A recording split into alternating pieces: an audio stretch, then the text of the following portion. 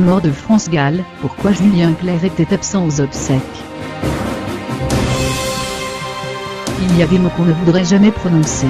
France Gall a rejoint le Paradis Blanc le 7 janvier, après avoir défié depuis 2 ans, avec discrétion et dignité, la récidive de son cancer, a annoncé la chargée de communication de la chanteuse dimanche dernier.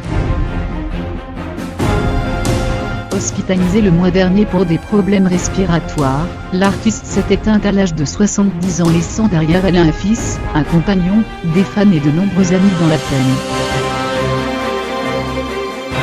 Proche de l'interprète de ma déclaration, Julien Clerc lui avait rendu un hommage émouvant sur son compte Twitter.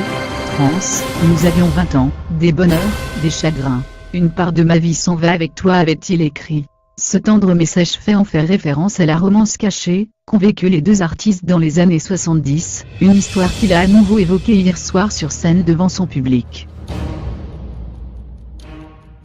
Actuellement sur les routes de France pour sa tournée, le chanteur au cœur de rocker n'a malheureusement pas pu se rendre aux obsèques de son amour de jeunesse, qui se sont déroulées hier après-midi au cimetière de Montmartre de Paris.